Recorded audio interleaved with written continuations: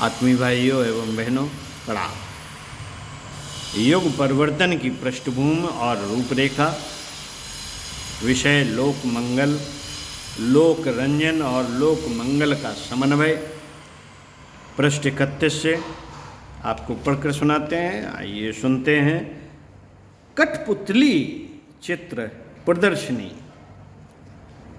Magic, लालटेन, slide, projector जैसे कितने ही अन्य माध्यम ऐसे हैं जिनमें आधा विज्ञान और आधा हस्त कौशल है। रीछ बंदरों के तमाशे यूं होते तो मनोरंजन के लिए हैं, पर उनके प्रदर्शनों में भी अवांछनीयता के उन्मूलन एवं आदर्शवादी स्थापना के तत्व जोड़े जा सकते हैं। यहाँ तक कि वह बाजीगर जैसे कौतूहल उत्पन्न करने वाले अभिनेता भी अपनी करामातों की व्याख्या इस तरह कर सकते हैं, उनका स्वरूप ऐसा रख सकते हैं जिनमें युग की प्रेरणाओं का समावेश प्रत्यक्ष या परोक्ष रूप में होता रहे। क्षेत्रीय गीतों की सर्वत्र मांग है। घरेलू उत्सवों में महिलाओं को गाते बजाते सर्वत्र ही देखा जा सकता है। उन्हें पीढ़ियों पुराने घिसे पिटे गीतों से काम चलाना पड़ता है यदि उन्हें युग के अनुरूप गीत उनकी क्षेत्रीय भाषाओं में उपलब्ध कराए जा सकें, तो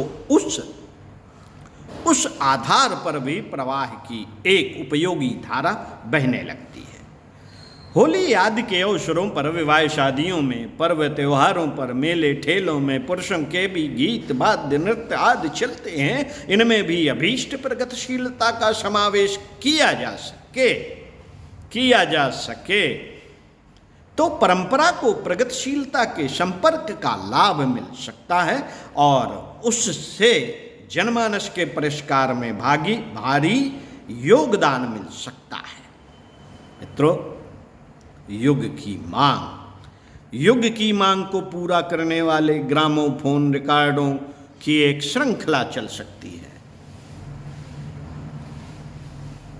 विचारशील लोगों का सर्वथा अभाव नहीं है, उनकी भी अपनी रुचि और मांग है, पर उसे पूरा करने वाले साधन कहाँ हैं? ग्रामोफोन रिकॉर्ड अब तो ये पीछे की बात हो गई। अब तो यूट्यूब, व्हाट्सएप और क्या कहते हैं, तमाम इस तरह की चीज़ें चल पड़ी हैं कि अब ग्रामोफोन की ज़रूरत ही नहीं। साथियों, फिर भी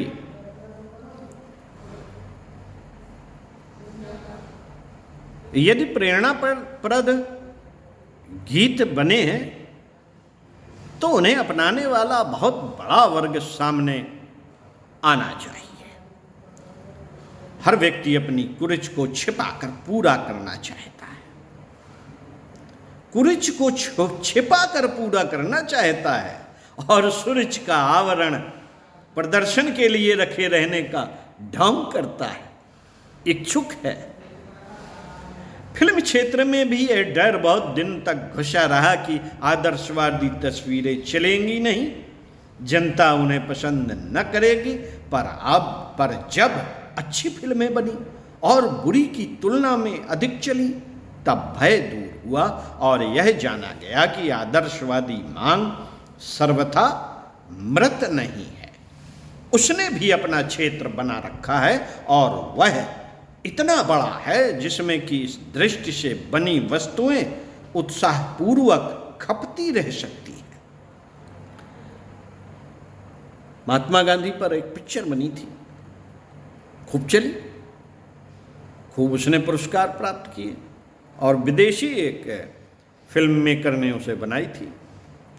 तो ऐसा नहीं है कि आदर्शवादी महापुरुषों की पिक्चरें ना चलें या इस पर बनने वाली फिल्में ना चलें, लेकिन बनाने का साहस तो किया जाए। साथियों, फिल्म निर्माण अपने आप में एक बहुत बड़ा काम है। इसे साहित्य सृजन के समतुल्य ही महत्व मिलना चाहिए। यह ध्यान रखने योग्य तथ्य है। ध्यान रखने योग्य तथ्य है कि अपने देश में अखबार पढ़ने वाले पाठक जितने हैं, उसकी तुलना में सिनेमा दर्शकों की संख्या कहीं अधिक है। समस्त पत्र पत्रिकाओं में विचारोत्तेजक लेख छपने लगे और समस्त फिल्मों में प्रेरक तत्व घुस पड़े, तो दोनों की प्रतिस्पर्धा में सिनेमा का परिणाम कहीं अधिक रहेगा। संख्या की दृष्टि से ही नहीं, प्रभाव की गहराई की दृष्टि से भी सिनेमा आगे रहता है।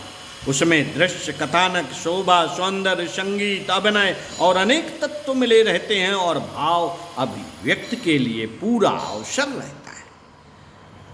लोग संवेदनशील दृश्य देखकर रोने लगते हैं, आंसू बहने लगते हैं और भड़कीले उत्तेजक दृश्य देखकर भड़कने भी लगते हैं। साथियों, हम देखते हैं कि सिनेमा की प्रेरणाएं नई पीढ़ी के लिए तो प्राण प्रिय बनती ही जाती है, इन प्रौढ़ों को भी कम प्रभावित नहीं करती। ऐसी दशा में साहित्य निर्माण योजना की तरह ही फिल्म निर्माण योजना को भी हाथ में लेकर चलना पड़ेगा, अन्यथा उस क्षेत्र में घुसी हुई विकृतियां साहित्य सृजन के सत्परिणामों को भी बर्बाद करती रहेंगी। बुरी फिल्मों की बुराई करते रहने भर से कुछ प्रयोजन सिद्ध नहीं होते, बल्कि उनकी तुलना में अच्छी फिल्में प्रस्तुत करनी पड़ेंगी। जब विवेक के सामने दो वस्तुएं हो, तब ही उनमें से एक का चुनाव करना संभव होगा। जब एक ही पक्ष जमीन से आसमान तक छाया हुआ हो, तो आवश्यकता रहते हुए भी अभाव के कारण मन मारे चुप बैठा रहना पड़ेगा। साथियों, फिल्म उद्योग काफ़ी महंगा है। उसे आरंभ करने में ही बड़ी पूंजी लगती है, यह ठीक है, पर उद्योगपतियों की निजी अभिरुचि उस ओर तनिक सी ढुलक जाए, तनिक सी ढुलक जाए, अभिरुचि तो ढुलकनी है, तो अरबों खरबों रुपयों की पूंजी से जिस प्रकार अन्य उद्योग चलाते हैं, उसी प्रकार इसे भी हाथ में ले सकते हैं। अन्य उद्योगों की तुलना में लाभांश भी इसमें कम नहीं। युग की मांग पूरी करने का श्रेय इसके अतिरिक्त कोई नहीं, जबकि अन्य उद्योगों में इस प्रकार के यश की कोई गुंजाइश नहीं। कई बार तो नशा व्यवसाय जैसे कार्यों में जितना पैसा मिलता है, उससे भी अधिक आत्म प्रताड़ना और लोक भर्त्सना की दोहरी मार सहनी पड़ती है। यदि सुसंपन्न व्यवसायी प्रतिभाओं को तथ्यों से अवगत कराया जा सके, तो संभवतः निजी पूंजी इस प्रयोजन के लिए सहज ही प्राप्त हो सकती है। मिलों जैसे लिमिटेड संस्थान तो सहज ही बन सकते हैं और उनके शेयर भी हाथों हाथ बिक सकते हैं। यदि समृद्ध लोगों में अरुचि दिखाई पड़े, तो जन स्तर पर भी यह कार्य हो सकता है। बड़ी प्रतिभाओं के अभाव में छोटी प्रतिभाएं छोटे छोटे निर्माण संस्थान खड़े कर सकती हैं और उनके पारस्परिक सघन सहयोग से प्रगति क्रम तेजी से चल सकता है। प्रतिद्वंद्विता की हानि और सहयोग के लाभ से हर कोई परिचित है।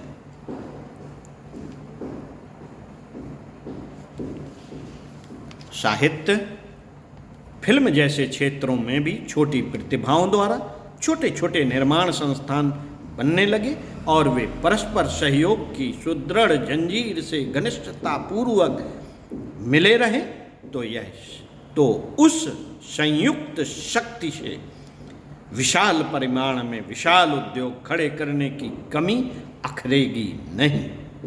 इन छोटे घटकों के संयुक्त प्रयास से भी लगभग ऐसी ही संभावना बन पड़ेगी जैसी कि बड़े उद्योगों के बड़े प्रयासों से होने की अपेक्षा की जाती है।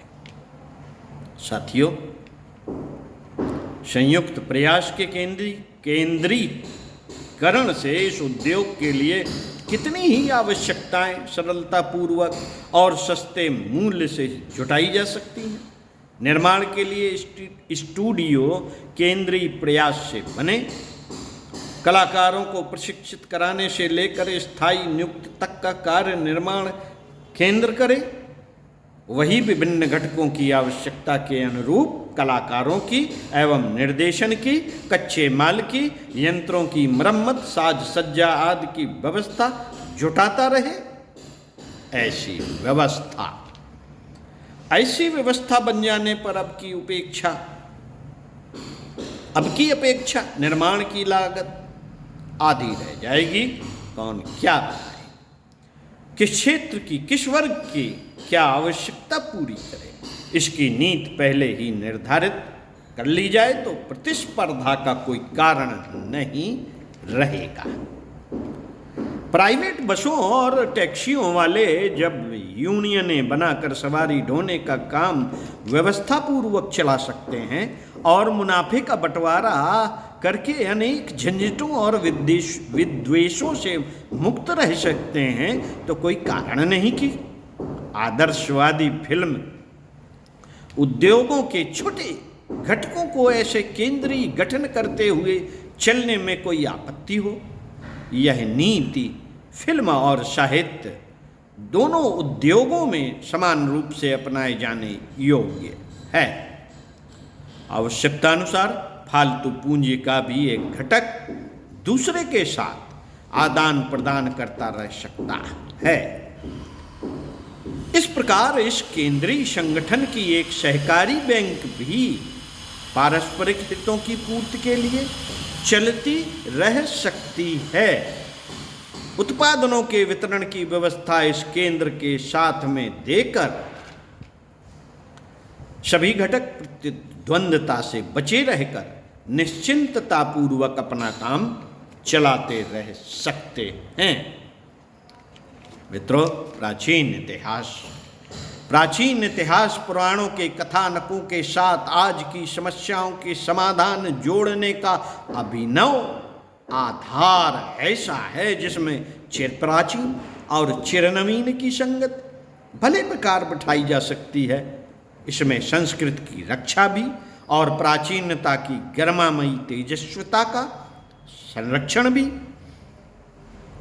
फिल्में इसी आधार पर बने जिसमें अपने गौरव भरे अतीत के प्रति श्रद्धा को अक्षुण्ण रखते हुए विकृतियों से जूझने और उत्कृष्टताओं के संस्थापन के लिए शौर्य साहस भरा मार्गदर्शन मिल सके।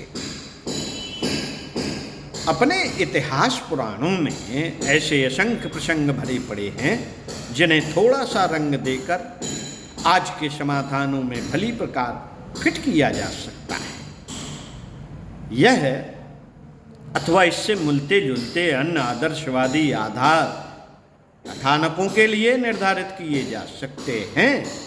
इतिहास विशेषज्ञों एवं संस्कृति मर्मज्ञों का सहयोग इस प्रयोजन के लिए सहज ही संभव हो सकता है।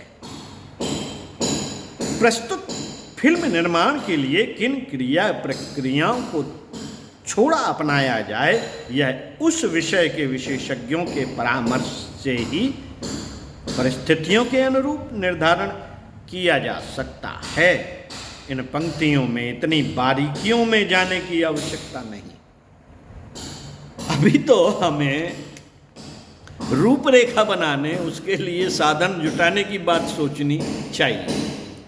अर्थव्यवस्था वाला प्रकरण सर्वप्रथम है।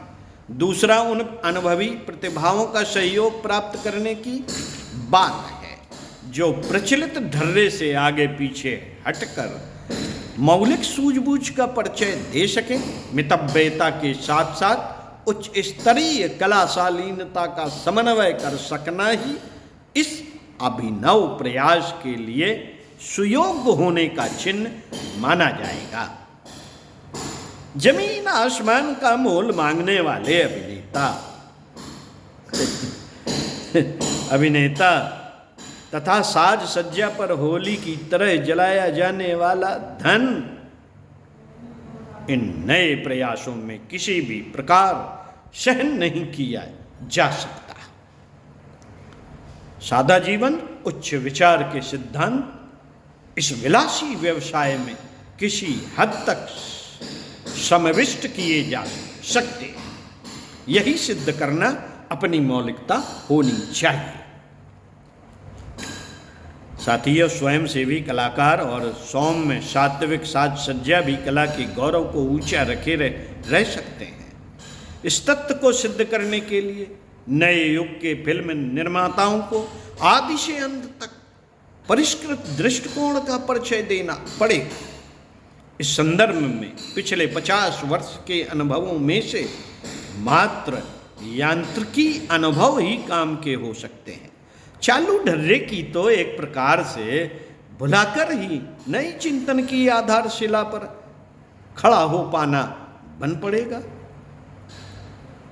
देहातों के लिए चलते फिरते सिनेमा घर इधर से उधर सर्कसों की तरह खदेड़े घसीटे जा सकते हैं। 35 मिलीमीटर की भारी मशीनें और बड़े पर्दे छोटे क्षेत्रों के लिए बेकार हैं। 16 मिलीमीटर की वे सिनेमा जो सरकारी प्रचार के लिए देहातों में भेजे जाते हैं उपयुक्त हैं। उन्हें 200-500 व्यक्ति आसानी से देख सकते हैं। जहाँ बिजली नहीं है वहाँ छोटे जनरेटर साथ ले जाए जा सकते हैं। गांव कस्बे के लिए यही योजना अधिक व्यवहारिक है। ऐसे फिल्म बनाना सस्ता भी पड़ेगा। 2.5-3 घंटे की अपेक्षा इन कहानियों के लिए 2 घंटे का समय पर्याप्त है। फिल्म निर्माण के साथ साथ यदि चलते फिरते सिनेमा घर भी अपने ही बनाए जा सके तो उससे दिखाने वाली सिनेमा घर वितरणकर्ता डिस्ट्रीब्यूटर की अलग से आवश्यकता ही नहीं रहेगी। मुनाफा कई जगह बंटने तथा आदर्श रुचियों की खींचतान होने की अपेक्षा पूरा तंत्र एक नियंत्रण में रहेगा तो निर्माण से लेकर प्रदर्शन तक की सारी गतिविधियां एक दिशा पर चलेंगी, एक दिशा धारा पर चलेंगी। साथ ही घाटा पड़ने जैसी कोई आशंका न रहेगी। सस्तेपन के कारण यह प्रदर्शन छोटे देहातों में, हाट बाजारों में, मेले ठेले में भली प्रकार सफल हो सकते हैं। लागत कम होने से टिकट भी सस्ते ही रखे जाएंगे और वे अपने साथ जुड़े सदुद्देश्यों एवं प्रखर कलाकारों के कारण सफल भी अच्छी तरह होंगे। कला को विचार क्रांति के साथ जोड़ने के संदर्भ में यह कुछ थोड़े से सुझाव हैं। थोड़े से उन्हें पर्याप्त या अंतिम नहीं कहा जा सकता। सोचने की यह एक दिशा है। इसे अपनाकर आगे की बात सोचिए, अपनाई और सुधारी जा सकती है। उपयोगिता और आवश्यकता को समझ लेने पर उनके योग्य पृष्ठभूमि बनाना कुछ बहुत कठिन नहीं रह जाता। पंडित श्री राम शर्मा आचार्य, ओम शांति। आगे इसी क्रम में श्रद्धा सद्भावनाओं का संवर्धन धर्म तंत्र के सहारे, युग परिवर्तन की पृष्ठभूमि और रूपरेखा अगले वीडियो में सुनते हैं। ओम शांति।